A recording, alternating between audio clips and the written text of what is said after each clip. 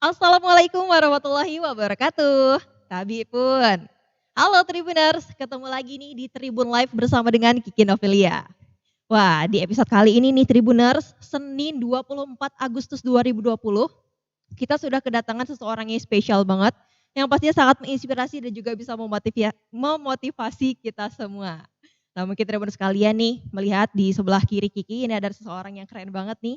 Ada Bapak Arsyad Sobi Kesuma, selaku Rektor dari Institut Teknologi dan Bisnis Diniyah Lampung. Waduh agak susah ya, dari Institla Lampung gitu. Nah pasti bakalan seru banget, makanya Tribuners sekalian harus stay tune terus sampai dengan selesai karena kita nanti bakalan banyak nih mengulas tentang Bapak Arsyad. Oke deh, langsung aja yuk kita sapa. Halo Bapak. Halo, selamat siang, Mbak Kiki. Dan Tribuners sekalian gitu ya Pak ya. Kalian selamat sukses untuk Tribun. Oke, gimana Pak kabarnya? Kabar baik Mbak Kiki. Alhamdulillah Alhamdulillah. saya bisa sampai Tribun pada hari ini. Mm-mm. Penghargaan yang luar biasa nih. Kami khususnya dari Institut Teknologi dan Bisnis Diniyah Lampung. Mm-mm. Tadi gimana Pak perjalanan ke Tribun Lampung? Katanya dari Pesawaran nih. Ya, sepintas memang dari kabupaten, tapi tampaknya posisi Kabupaten Pesawaran berdampingan dengan beberapa kabupaten lainnya, khususnya Mm-mm. Kota Madia dan Oke. ya, berkisar 15 menit. Oh, lancar ya Pak ya? Ya, lancar. Oke. Nah ngomong-ngomong nih Pak, sekarang hari ini kan kita bahasannya tentang mengulas gitu ya, tentang perjalanan Pak Arsyad ini sebagai rektor dari Institut Teknologi dan Bisnis Diniyah Lampung gitu ya Pak ya. Nah ini bisa diceritakan lebih dulu nggak nih Pak, mungkin biar Tribun sekalian juga lebih paham gitu. Institut Lampung itu kampus yang seperti apa sih Pak? Baik, saya mencoba untuk menyampaikan beberapa hal Oke. yang penting dan singkat ya terkait dengan Institut Teknologi dan Bisnis Diniyah Lampung Mm-mm. yang mungkin baru terdengar oleh masyarakat Lampung khususnya sehubungan baru lahir tanggal 8 Juli 2020 yang lalu. Jadi Mm-mm. umurnya lebih kurang 1 bulan 12 hari Oke, sampai saat ini. masih baru banget Ya, ya Pak. namun demikian saya coba menyampaikan secara singkat bahwa Institut Teknologi dan Bisnis Diniyah Lampung ini dilahirkan oleh Yayasan Pendidikan Diniyah Putri Lampung yang lebih dikenal saat ini yaitu Pesantren Khusus Putri. Mm-mm. Ya, namun demikian perjalanan Yayasan Pendidikan Diniyah Putri cukup panjang dan telah melalui beberapa dekade. Oh gitu. Tepatnya lahir pada tahun 1974 Mm-mm.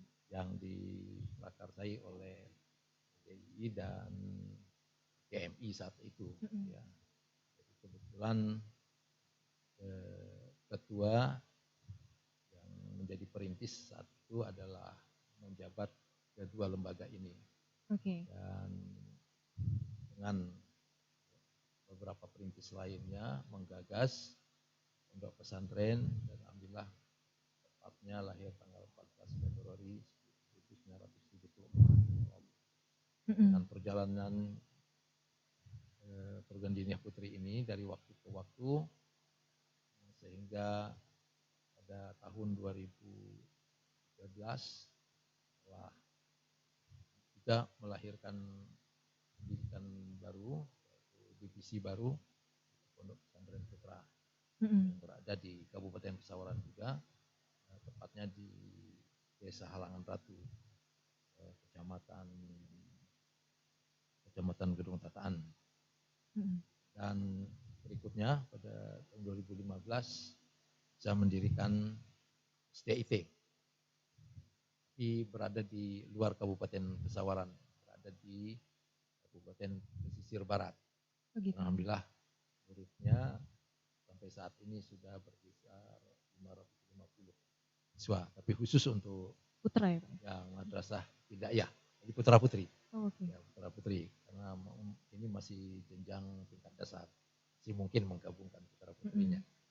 Dan alhamdulillah sejak tahun 2016 kita sudah menggagas perguruan tinggi dan pada tahun 2020 lahir jenjang pendidikan berikutnya.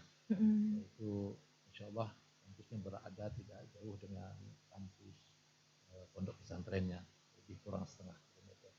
Dan sampai saat ini sudah dapat mampu menyiapkan lebih kurang hampir 8 hektar. Insya Allah dalam waktu 1 tahun kita sudah bisa menempati kampus barunya. Ini masih berada di induknya. Oh gitu. Di Yayasan Pendidikan Dunia. Berarti Instidillah ini masih baru ya Pak ya? Ya masih baru, dan kita usul 1 tahun yang lalu kurang di bulan April dengan 3 prodi. Pertama prodi rekayasa perangkat lunak yang terkait dengan IT. Kemudian 2 prodi lainnya yaitu prodi kewirausahaan, dan yang kedua prodi manajemen retail yang terkait dengan ilmu ekonomi atau bisnis. Oke. Nah katanya untuk Instidillah sendiri ini sebagai kampus pertama gitu ya Pak ya di Pesawaran. Ya, alhamdulillah oleh pemerintah Kabupaten Pesawaran hubungan telah terbitnya izin kami tanggal 8 Juli yang lalu.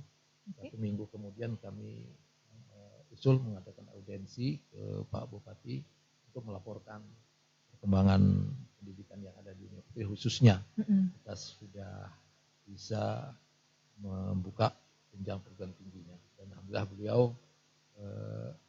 tidak menerima kami di kantor beliau sesuai dengan harapan kami, namun beliau yang datang langsung ke perguruan tinggi. Sampai saat itulah kita menyampaikan secara detail terkait perguruan tinggi, dan beliau menyambut baik. Dan ada yang menjadi yang cukup menjadi tercengang, Pak Bupati menduga bahwa prodi yang kita buka adalah prodi keagamaan, karena yang melahirkan adalah pondok pesantren. Namun setelah melihat 3 prodi umum, beliau cukup antusias dan merespon baik bahwa ini sesuai dengan apa yang beliau ceritakan. Kan beliau secara jujur menyampaikan bahwa keinginan untuk mendirikan perguruan tinggi di Kabupaten Pesawaran sejak awal beliau bertugas. Jadi 4 tahun yang lalu. Dan 4 tahun itu juga gagal ya dengan berbagai alasannya. Maka beliau menyambut baik kelahiran Instidillah ini. Dan beliau langsung secara tegas memberi support kepada kita 10 mahasiswa baru tahun ini, dan 500 juta untuk SIG. Dan insya Allah akan masuk di anggaran perubahan. Kalau untuk Instidillah sendiri nih Pak, itu sekarang sudah berjalan gitu kah kegiatan belajar mengajarnya atau gimana? Ya, tanggal 8 kita mendapat restu dari Kemendikbud Jakarta terkait dengan izin operasional kita, dan tanggal 10 kita menerima salinan dari LLDP wilayah 2 Sumatera Selatan Palembang, dan tanggal 12 kita katakan Yayasan Pendidikan Dini University langsung membuka rekrut untuk 3 prodi, bahwa kita yakin dengan di backup oleh dosen-dosen yang berkompeten, setiap prodi itu akan tegak dengan baik sesuai dengan anjuran, dan kita berpegang dengan aturan bahwa setiap prodi harus di backup oleh 5 dosen. Maka saat itu tanggal 12 kita rekrut 5 dosen untuk setiap prodi. Kita sudah mempunyai 15 dosen tetap 3 prodi. Ini yang mungkin menjadi semangat dan anggap penting. Dan berikutnya yayasan menentukan mengelola. Tanggal 15 dan kawan-kawan yang kita rekrut mulai sudah aktif untuk 5 hari. Kawan-kawan mulai bekerja bagaimana layaknya perguruan tinggi yang tidak biasa ya Pak ya gitu ya. Ya alhamdulillah sampai saat ini. Mhm. Nah kan kalau misalkan Institla ini kan sebagai kampus pertama gitu ya Pak ya di Kabupaten Pesawaran. Nah itu gimana Pak antusias gitu atau respon dari masyarakat setempat? Ya tentunya kita sebagai perguruan tinggi yang pertama di Kabupaten Pesawaran, Mhm. tentunya kita mengambil langkah untuk melakukan sosialisasi dengan berbagai cara. Kita sudah mencoba dengan 5 cara untuk sosialisasi kita. Yang pertama lewat online dan offline, yang kedua dengan undangan Mhm. calon-calon mahasiswa. Kemarin kita coba merekrut 76. Lalu yang ketiga kita meminta para pengelola membawa 1 orang Mhm. calon mahasiswa. Jadi katakan kalau pengelolanya ada 25 orang berarti ya insya Ada Allah di tangan 25 ya 25 Pak ya? orang ya. Kemudian yang ketiga kita kerjasama dengan tim Dedi dan Dewi Mhm. dan Pesawaran untuk sosialisasi ke banyak 144 desa se-Kabupaten Pesawaran. Mhm. Itu sudah kita gagas dan insya Allah sudah mulai jalan ini. Dan yang terakhir kita sudah mencoba untuk sosialisasi roadshow ke 15 kabupaten kota se-Lampung. Seprovinsi Lampung Pak? Seprovinsi Lampung Wah. dengan membagi 3 tim ya, Mhm. selama 3 hari masing-masing. Sudah mereka kembali semangat dengan menyampaikan antusias dan terima kasih masyarakat Lampung Mhm. mendapat informasi terkait munculnya institut baru yang Mhm. tentunya ini menjadi Amin ya Pak ya. Nah terus Pak, kan biasanya kalau misalkan di sebuah kampus kita atau universitas atau institut gitu ya Pak, itu kan biasanya ada hal yang ingin dicapai gitu atau goals dari kampus terkait. Nah kalau misalkan untuk Institla ini sendiri seperti apa? ya Institla ini sesuai dengan visi misi kita menginginkan perguruan tinggi kita ini menjadi perguruan tinggi yang unggul dan berdaya saing secara nasional khususnya di bidang bisnis retail dan rekayasa sistem. Itu yang mungkin menjadi keunggulan kita dan kita coba di ranking di kabupaten ini prodi yang pertama dan di Lampung ada 2 prodi, yang pertama di Lampung dan 1 prodi kedua. Khususnya kewirausahaan itu sudah didahului oleh Mitra. Dan rekayasa perangkat lunak ini memang sudah banyak, tapi kita sudah Wah, keren. ya mudah-mudahan ini menjadi prodi milenial. Amin. Terus Pak, sebagai rektor gitu ya dari kampus baru. Nah itu emang sebelumnya Pak Arsyad sudah pernah menjadi rektor kah gitu di kampus-kampus lainnya atau emang ini yang baru pertama kali nih? Ya, baik. Sebenarnya judul hari ini judul yang cukup berat bagi saya Oh ini ya. ya. Tetapi saya pikir ini sesuatu yang mungkin bisa menjadi inspirasi bersama. Terkait dengan pertanyaan Mbak Kiki, apakah yang pertama atau sudah Pernah gitu? pernah sebelum menjadi rektor? Nah, justru menjadi rektor ini adalah sesuatu yang sebenarnya tidak saya mimpikan gitu, tapi menjadi kenyataan saya harus memikul amanat ini. Jadi rektor ini satu jabatan yang sebenarnya ini menjadi amanat yang perlu kita yakini yang sebelumnya nggak ada dan saat ini ada dan ke depan juga mungkin tidak ada. Ya, jadi tinggal saat kita mendapatkan amanat ini bagaimana kita bisa memanfaatkan peluang dan kepercayaan itu dengan sebaik-baiknya dengan potensi yang kita miliki. Nah, dan ini tentunya saya harus banyak belajar ini. Nah, salah satu saya begitu ditunjuk oleh yayasan pasca terbitnya perguruan tinggi ini, saya langsung ke audiensi ke orang tua yaitu rektor UIN Raden Intan Pak Profesor Dr. Haji Mukri AG yang kebetulan saya sebenarnya menjadi anggota beliau dan saya menjadi salah satu tenaga pengajar di UIN. Mungkin saya coba optimis saja, saya belajar dengan senior-senior dan kerabat-kerabat yang lain nanti bisa dari Umitra, bisa dari UTI Teknokrat Indonesia maupun UBL dan Muhammadiyah dan lain-lainnya. Oke. Tapi sempat merasa kesulitan nggak Pak? Karena kan ini kampus baru yang istilahnya semua itu harus dimulai dari nol gitu Pak. Ya, kalau menurut saya kalau ingin sukses ya kita harus siap menghadapi tantangan. Nah, dan ini tantangan baru bagi saya. Dan sebelumnya ya sedikit punya pengalaman yang semuanya sudah ada, tinggal bagaimana memanage dan mengelolanya. Saat ini kita dalam kondisi nothing ya, this is nothing. Nah, bagaimana kita bisa ke depan menuju to be something.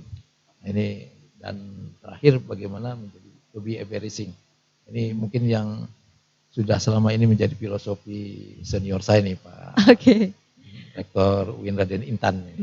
Dan beliau sejak menjabat tahun 2012 ya sampai sekarang ya, ternyata apa yang beliau pikirkan, yang beliau laksanakan menjadi kenyataan. Saya ada guru, yang pasti saya punya guru dan saya terus belajar ya, sesuai dengan prinsip kehidupan kita ya. Ilmu minal mahdi ilal lahdi ya. Belajar itu tidak dari buayan sampai ke liang kubur. Study is long life ya. Seperti itu.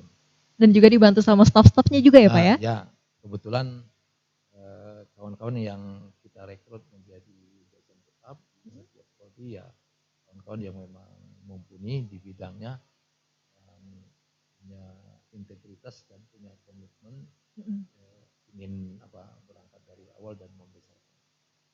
Ini terlihat 1 bulan kemari sungguh luar biasa. Ya, kita banyak sharing, kita banyak melakukan langkah-langkah. Tentunya tetap kita melihat tinggi yang sudah kita selama ini. Oh gitu. Oke, nah mungkin Tribuners sekalian juga penasaran nih Pak, tugas dari seorang rektor itu sebenarnya seperti apa sih Pak? Ya, tugas seorang rektor ya tentunya kalau kembali kepada prinsip program tinggi, tentunya bagaimana pertama melakukan perubahan yang tadi misalnya ada di posisi 1 bagaimana berpindah ke 2 dan ke 3 atau tadi yang di awal saya katakan yang tadinya 0 bagaimana tidak 0 lagi gitu. Ya, tentunya rektor lebih kepada manajerial yang tentunya kita banyak berhubungan dengan SDM, kemudian juga fasilitas yang tentunya benda ini. Nah, bagaimana kita mensinkronkan antara beberapa unsur itu menjadi sesuatu kekuatan yang dahsyat dan memberikan unggulan atau sesuai dengan apa yang menjadi visi-visi kita. Apa yang ingin dicapai gitu ya Pak ya? Ingin dicapai sebagai goal. Nah terus untuk kira-kira untuk kedepannya gitu ya Pak ya, dalam memimpin Institla ini, itu kira-kira sudah ada belum Pak strategi-strategi yang gitu ingin dicapai sama Bapak gitu atau yang digunakan atau mungkin gaya-gaya kepemimpinan nih seperti apa? Nah, tentunya saya memperkuat yang disampaikan ya, saya akan mengambil ya teladanan dari beberapa potensi. Saja satu sisinya terkait mungkin bagaimana memberdayakan SDM-nya. Mungkin sisi lain ada bagaimana menata sarana prasarananya. Mungkin yang lain terkait tata kelola organisasinya dan lain-lain. Jadi sesuai dengan tahapan yang akan kita lalui dan konsisten kepada aturan-aturan yang berlaku. Itu mungkin yang Oke, nah terus tadi kan Pak Arsyad juga sudah sempat dijelaskan gitu ya, kalau misalnya menjadi anggota gitu dari kampus UIN Raden Intan gitu ya Pak ya. Nah itu di bagian apa tuh Pak, kalau untuk Pak Arsyad sendiri? Saya di UIN Raden Intan tentunya di awal saya tahun 1993 saya direkrut sebagai seorang tenaga pendidik sesuai dengan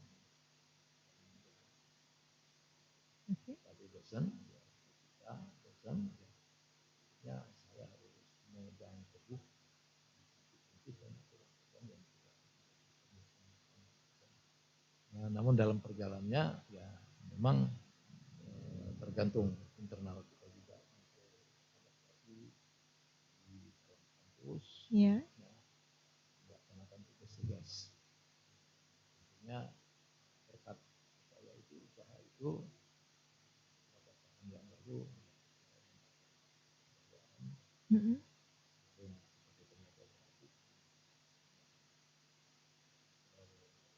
mulai tahun 2003. Oh ya. Karena diminta untuk mendampingi seorang dekan, kemudian saya dipercaya di bidang 2. Oke. Itu sampai sekarang masih berjalan Pak, menjadi seorang dekan gitu? Nah itu masih wakil sampai 2007. 2007 saya kembali diminta kembali untuk mendampingi dekan yang baru saat itu. Ya. Itu sampai 2000. Maka pada tahun 2011 saya mencoba sama-sama untuk mendapatkan kepercayaan saya dengan dekan sebelumnya.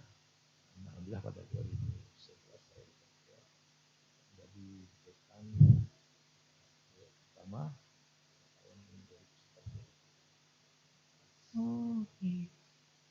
Tahun 2015 aturannya berubah, penunjukannya lagi tidak dipilih oleh anggota senat, penunjukan langsung oleh rektor. Pada tahun 2015 Pak Rektor Profesor Dr. Muhammad kembali meminta saya untuk meneruskan yang sudah dilakukan pada sampai 2019. Wah, berarti berjenjang ya Pak ya, dari awalnya wakil dulu sampai akhirnya jadi dekan gitu. Kali wakil dan 2 kali dekan. Mungkin itu yang menjadi modal saya untuk berkiprah di Islam. Sekelumit bekal ya Pak ya. Sesuai dengan yang Oke. Nah terus Pak Arsyad juga ternyata menjadi dosen pengajar ya Pak di sana, di UIN gitu. Ya. Saya pasca selesai purna tugas yang 2 kali, saya kembali ke habitat semula yaitu sebagai dosen. Jabatan itu hanya sementara, tugas tambahan. Itu akan dialami oleh dosen. Oke, itu mata kuliah apa Pak? Saya diberi mata kuliah pemikiran politik Islam. Yang saya ambil selama ini. Mungkin ada materi yang terkait dengan cuman memang konsennya di pemikiran politik Islam ya Pak ya? Terakhir saya di pemikiran selama. Oh gitu. Studies. Kenapa Pak akhirnya milih itu? Memilih khususnya untuk pemikiran politik Islam. Ya tentunya selain di situ ada teori yang kita pelajari, di situ juga ada praktek. Kan ya ada ilmu, ada seni, berupa praktek dan juga itu akan muncul mana kita memposisikan diri, ya. Integritas kita teruji mengelola 2 bidang itu, teori dan praktek. Berarti itu ya, yang menarik gitu dari pemikiran politik. Oke. Nah terus Pak, kalau ngomong-ngomong soal akademisi gitu ya Pak ya, itu kan biasanya erat banget nih kaitannya dengan karya ilmiah gitu. Nah untuk sejauh ini nih Pak, karya ilmiah yang sudah dipublikasikan oleh Bapak Arsyad nih, apa aja Pak? Ya sesuai dengan kompetensi kita, memang kita diharapkan untuk konsisten kepada yang kita tentunya yang berkaitan dengan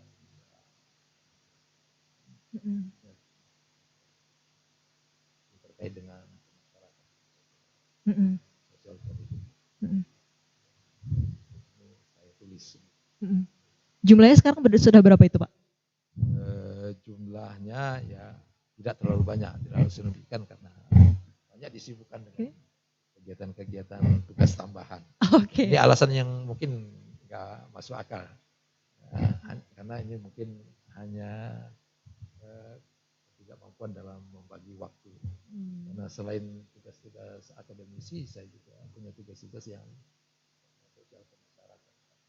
Ya, sesuai dengan apa tridharma kita juga ya kegiatan yang berupa pengabdian pada masyarakat. Itu juga kayaknya menyita waktu. Ya, terkait dengan pelatihan.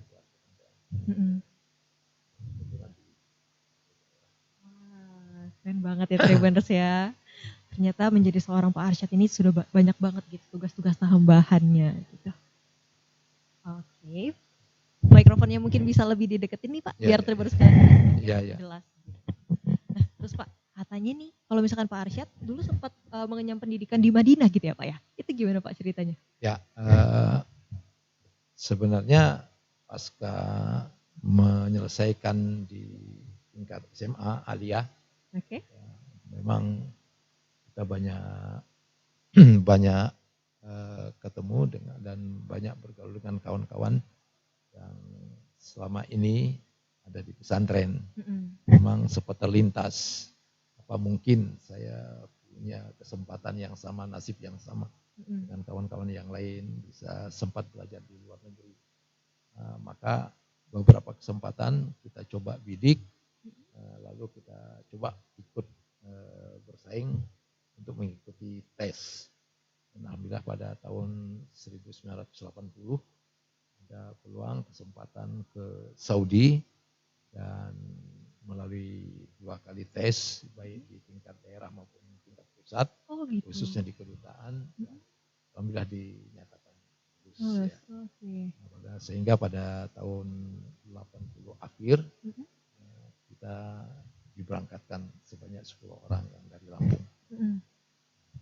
Dari situ ya, tentunya ini peluang yang sangat berharga dan ini merupakan anugerah yang tidak kita duga. Maka saya coba untuk melakukan studi dengan sebaik-baiknya dengan waktu yang sesingkat-singkatnya. Karena begitu selesai dari SMA juga kita sempat kosong, tidak melanjut, dan alhamdulillah dapat tugas untuk mengajar selama 2 tahun. Nah, saya mengejar 2 tahun yang sempat hilang, dan alhamdulillah seharusnya 4 tahun, saya dapat selesaikan 3 tahun setengah. Nah, ya, memang tinggal tergantung prinsip masing-masing. Saat itu ada kawan yang ingin lebih lama, ya, seharusnya 4 tahun itu ditempuh, dia nempuhnya 8 tahun.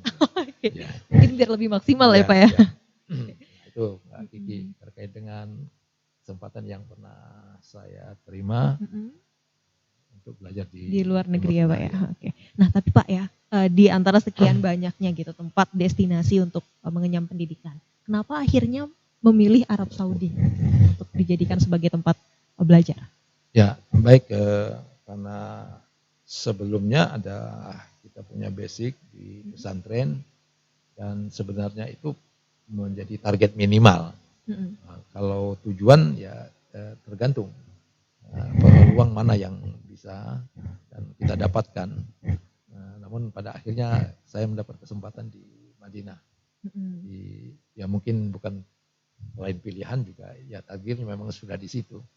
Tapi untuk persiapannya sendiri berapa bulan itu Pak? Persiapan sebenarnya mendadak, ya, tidak ada persiapan untuk mengikuti itu. Baik, tapi kita memang sudah punya niat, jika ada tes kita mencoba untuk ikut dan bersaing. Kebetulan tesnya ya terkait dengan kebahasaan dan terkait dengan kemampuan baca Quran dan beberapa pengetahuan yang lainnya terkait ini, dan tidak terlalu sulit saat itu gitu. Bahkan tes yang lebih mendalam saat kita tiba di universitas tujuan. Di sana masih ada tesnya lagi ya, Pak? Tes lagi, karena kami dari 10 itu hanya 4 yang bisa melanjutkan langsung kuliah.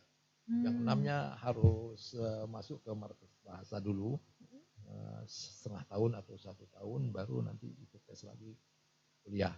Jadi kami yang lulus saat itu, karena tiba kami di Universitas dimaksud, di sana suasana sudah baru saja mengakhiri kegiatan semester, ya tengah ujian tengah semester. Mm-mm. Ya, maka kita diberi kesempatan ujian kita akan ditunda sampai akhir semester. Jadi kita dapat 2 soal. Oke. Ya. Itu nama kampusnya apa, Pak? Ya. Nama kampusnya apa? Nama kampusnya Islamic University Madinah. Oh gitu. Ya, atau dalam bahasa Arabnya Al-Jamiah Islamiyah Madinah Munawwarah. Gimana itu Pak sistem pembelajaran kan tentu ada perbedaan gitu ya Pak ya antara Indonesia gitu khususnya kita di Lampung dengan yang di luar negeri itu seperti apa Pak? Ya, sistem pembelajaran menurut pengamatan saya tidak jauh berbeda. Hanya saja mungkin kecenderungan di Timur Tengah ini kepada sistemnya saja. Jadi lebih kuat ke hafalan. Oh gitu. Ketimbang analisa dan kajian. Jadi lebih banyak perbedaan itu di metodologi saja. Tapi tergantung sukses atau tidaknya tergantung bagaimana kesiapan kita, bagaimana kita menggunakan kesempatan itu. Ya. Yang bisa lama bisa lambat. Tergantung individunya ya Pak ya? Tergantung individu sebenarnya. Oke. Nah terus dari perjalanan yang luar biasa itu Pak, dari pengalaman atau kesempatan yang luar biasa itu hal apa sih Pak yang akhirnya Bapak dapatkan gitu dari belajar di luar negeri gitu, hal apa yang akhirnya didapatkan moral value-nya atau garis besarnya gitu? Ya, yang kami dapatkan ya tentunya bahwa peluang untuk belajar sebagaimana yang kami alami ya tidak semuanya. Nah, maka dari itu tergantung kita bagaimana memanfaatkan kesempatan itu untuk bisa mendapatkan pengalaman semaksimal mungkin. Sehingga itu menjadi modal, menjadi ilmu kita untuk kembali ke masyarakat. Karena kita berada di mana usaha kita. Nah, prinsip hidup itu Herunas anfa'hum linas ya. Apa itu? Kita bisa bermanfaat untuk orang lain. Lebih cenderung kepada kontribusi kita kepada orang lain. Pada internal kita, ego gitu, lebih banyak memikirkan bagaimana kehidupan sekecil apapun. Wah, mungkin bisa kita adopsi semua ya Tribuners gitu untuk bisa lebih bermanfaat gitu untuk masyarakat sekitar gitu ya Pak ya.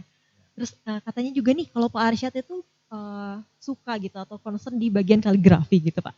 Nah itu gimana ceritanya Pak? Ya baik, ini sebenarnya pernah saya alami saat duduk di tingkat SMP SMA. Ada ketertarikan yang mungkin itu menjadi bagian menjadi bagian yang diberikan atau potensi yang diberikan oleh Allah kepada kita, yaitu ketertarikan saya di bidang seni gitu. Tapi saya tidak tekuni secara akademik seni itu. Gitu. Maka dalam beberapa kesempatan ini sebenarnya didorong dari eksternal bahwa oleh mereka dididik punya kemampuan itu. Maka saya coba ya tekuni dan itu menjadi nilai plus yang saya dapatkan gitu. Antara mata pelajaran yang agak unggul, agak baik yaitu bahkan semasa ada di tingkat SMA itu beberapa rapot dan kawan itu kita yang diminta untuk menulisnya. Oh, karena tulisannya bagus ya Pak ya? Sebenarnya saya berangkat dari huruf-huruf Latin gitu, huruf abjad sampai Z. Namun pada kesempatannya saya mendapatkan huruf bentuk lain yaitu huruf hijaiyah. Kedua ini kalian berdampingan. Maka saat kembali ke Lampung, kembali dari Madinah, dan memang sebelumnya saya sempat mengumpulkan beberapa literatur yang kaligrafi, maksudnya kaligrafi Arab, kaligrafi. Maka saat kembali ada gagasan untuk dikembangkan di Indonesia di sekitar tahun 80-an. Diperakarsai oleh beberapa kawan yang sebelumnya senior, yang pasti itu kakak tingkat saya saat kembali. Maka di daerah ini juga terimbas untuk mengembangkan. Salah satu indikasinya masuknya cabang kaligrafi ke Musabaqah Tilawatil Quran. Dan itu dilombakan setiap tahun. Maka sebenarnya terhitung sejak Provinsi Lampung menjadi tuan rumah. Tahun 1888 tempo hari Lampung menjadi tuan rumah, dan itu dicanangkan dan disahkan menjadi cabang kaligrafi menjadi salah satu cabang yang dilombakan hingga sekarang. Maka oleh kawan-kawan juga yang senior dari Dewan Pelatih saat itu di kisaran tahun 86, saya juga dibidik gitu untuk menjadi salah satu tim penilai. Maka terhitung tahun 86 saat itu yang menjadi tuan rumah di Provinsi Lampung adalah Kabupaten Lampung Utara. Sejak itu saya sudah mulai untuk memenuhi harapan-harapan yang membidangi maupun masyarakat terkait dengan kaligrafi. Nah, itu sebenarnya yang mendorong keinginan lingkungan. Nah, saya berprinsip tidak ada rotan akar pun jadi ya. Iya benar. Ya, saya nggak perlu jadi rotannya, saya jadi akarnya. Oke. Ya. Nah mungkin sampai sekarang. Apa nih Pak yang menarik dari membuat sebuah kaligrafi? Ternyata kaligrafi ini bukan hanya sekedar seni, tapi seni yang sudah punya rumus-rumus baku. Dan ini sudah teruji sejak zamannya dinasti, bukan saja di dinasti Umayyah, itu kejayaan dinasti Umayyah. Jadi sudah berapa abad itu sudah dirintis oleh para pakar yang membidangi itu, dan saat itu di zaman dinasti Abbasiyah itu sempat berkembang 350 sekian macam. Dan sekarang dengan perjalanan waktu satu sama lain itu berdialog, ada yang melebur, ada yang hilang dan seterusnya. Sekarang ya berkisar hanya beberapa belas, dan dikembangkan di Indonesia ini ada 7 macam. Samping ada yang menambah ke yang lain gitu. Kan sekarang tidak saja hanya satu cabang, itu sudah berkembang menjadi 4 cabang untuk bidang kaligrafi. Ada yang naskah, ada yang hiasan, ada yang dekor, ada yang kontemporer. Depan mungkin ada lomba kaligrafi yang terkait dengan digital, ya lewat digital. Nah, jadi yang tentunya pertanyaan Mbak Kiki di awal tadi, apa yang menarik, dan di situ sebenarnya sama dengan ilmu-ilmu yang lainnya, ya berpegang pada rumus-rumus tertentu yang baku, dan itu bisa diuji dan menguji kebenaran goresan itu, ya itu dengan alat yang kita gunakan sendiri sebenarnya. Tapi saat ditekuni yang memang akan terlihat, akan muncul. Nah itu yang akan menarik. Iya. Terus kalau misalkan ketika membuat sebuah kaligrafi gitu, kalau misalnya Pak Arsyad sendiri, itu apakah kemudian nantinya bakalan dipajang atau gimana nih Pak? Nah kalau saya lebih cenderung kepada pelatihan, edukasinya, menyampaikan pesan kepada para pencinta yang menekuni itu, bahwa di kaligrafi di setiap jenis itu punya rumus-rumus yang memang harus secara konsisten digunakan, dipegang gitu, dengan tidak mencampur satu sama lain. Bagaimana yang kita lihat di beberapa karya yang memang belum menekuni itu. Sampai saat sekarang memang banyak ditulis oleh kawan-kawan pelukis. Kita mencoba kompromi, kita yang menjadi katakan membidangi di bidang rumus, kaidah khotiahnya, mengajak kawan-kawan dari ahli melukis untuk bisa bertemu dalam satu karya. Maka muncul cabang kontemporer, lukisan kontemporer. Itu yang sebenarnya sekarang sudah mulai kita kelihatan. Berarti bukan cuman seni-seni biasa ya Pak? Bukan, ya? Ada banyak banget. Mempelajari rumus-rumus bakunya. Oh gitu. Ya, kalau kita lihat ilmu yang lain, misalnya ada geografi atau katakan fisika dan lain-lain, kan kita berkutat di rumus-rumus. Di kaligrafi juga gitu ya Pak ya? Berkutat sudah teruji berabad-abad, bukan Mm-mm. Wah, berarti memang produktif banget nih Pak Arsyad ya. Ya, Banyak banget bidang-bidang yang akhirnya ditekunin. Nah terus Pak, kan kalau misalkan menjadi seorang rektor gitu, kemudian juga jadi pengajar dan juga menjadi pelatih juga nih ternyata kaligrafi gitu ya Pak ya. Itu gimana Pak cara untuk akhirnya membagi waktunya dengan keluarga gitu? Di tengah kesibukan nih kan banyak banget. ya baik. Tentunya apa yang saya lakukan selama ini mendapat dukungan penuh dari keluarga. Eh, Apa yang ditanyakan oleh Mbak Kiki terkait dengan bagaimana membagi waktu, ya tentunya dengan modal pemahaman keluarga, saya upayakan semuanya bisa saya lakukan nih. Khususnya saya lakukan di hari libur dan malam hari. Saya berusaha menjelang maghrib sudah ada di rumah. Oke. Kecuali memang ke luar daerah atau memang harus melakukan perjalanan ke luar provinsi. Ya.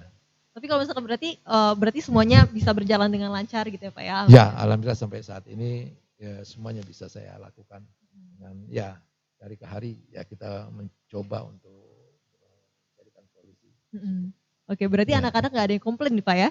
Aduh, papa kerja terus gitu. Ya, secara zahiriah tidak ada yang komplain, tapi Oke. wallahu alam gimana yang mereka rasakan dalam ini ya, dalam batinnya. Nah, itu yang. Nah, terus kemudian kalau misalkan kan tadi sempat juga banyak banget aktivitas yang dilakukan oleh Bapak gitu ya Pak ya. Untuk cara me time gitu atau waktu untuk diri sendiri itu biasanya Bapak kalau misalkan waktu luang itu melakukan apa Pak? Me time gitu, hobi atau seperti apa mungkin? Ya, saya sebenarnya hampir sulit untuk mencari waktu kosong luang. Karena apa yang harus kita lakukan ke depan itu sudah antri ini. Oke, udah terjadwal nih. Ya sudah terjadwal. Jadi paling tidak ya saya mencoba waktu luang itu tetap punya kegiatan. Karena sudah dapat terkondisi selalu punya kegiatan. Jadi kalau kosong saya mencari kegiatan yang harus saya lakukan. Ya. Ternyata udah ngantri ya Tribuners ya. Terus Pak, pertanyaan terakhir nih, itu kira-kira ke depannya gitu, hal apa lagi sih yang bakalan Pak Arsyad ini lakukan gitu dalam hidup? Ke depan kuncinya saya menyadari dengan usia yang sudah masuk kepala 6 ini ya berarti saya harus melakukan keseimbangan antara kesehatan dengan apa yang harus saya lakukan. Semangat masih memang semangat saya masih semangat pemuda yang masih berumur 20-25 tahun. Nah, kalau 17 tahun mungkin nggak percaya ya. Tapi saya harus menyadari bahwa umur tidak bisa ditutupi atau dipungkiri. Memang ada ini. Jadi yang saya harus lakukan ada keseimbangan, menjaga kesehatan dengan aktivitas. Ya, aktivitas tetap saya lakukan dengan baik. Ini tentunya kawan-kawan di Insita sangat memahami. Wah, keren. Nah, terus Pak, mungkin nih Tribuners sekalian gitu yang ingin bergabung gitu untuk menjadi mahasiswa baru gitu di Insita. Ini kita bisa mengakses informasi atau pendaftarannya di mana nih Pak? Ya, sebagaimana kami sampaikan sebelum kami mendapatkan izin, saya punya pengalaman tersendiri di UIN gitu. Untuk eksis itu kita harus menyesuaikan dengan kondisi sekarang, khususnya terkait dengan teknologi. Jadi kalau kita lemah di teknologi ini akan berdampak kepada kondisi internal kita. Maka saya mencoba membuat Insitla ini yang pertama kali begitu dia tampil dia sudah punya web, dia sudah online, jadi semuanya sudah ada di situ. Apapun yang dibutuhkan oleh mahasiswa, kayak keperluan mereka dalam studi di Insitla ini sudah ada di web situsnya. Situsnya apa nih Pak namanya? Ya. Nama situs websitenya apa? Ya situs kita Insitla Aceh ID. Oke, berarti semua informasi bisa diakses di sana ya Pak ya? Di sana. Makanya kita minta kepada Kapolri Rekayasa Perangkat Lunak semua kegiatan kita masuk ada di situ sebagai data kita nanti meyakinkan Kemendikbud perguruan tinggi yang memang baginya dan dari waktu-waktu terus bergerak. Khususnya sekarang ini kan kita belum punya bangunan khusus Tapi kita mencoba dulu menyiapkan lahan seluas 8 hektar ini menjadi baik. Iya. Kita awal lebih penting pada landscaping, perencanaan landscape. Mm-mm. Apa yang kita bangun, kita ikut masa planning. Dalam waktu yang singkat mungkin akhir bulan ini kita sudah bisa memberikan masuk kampus sama.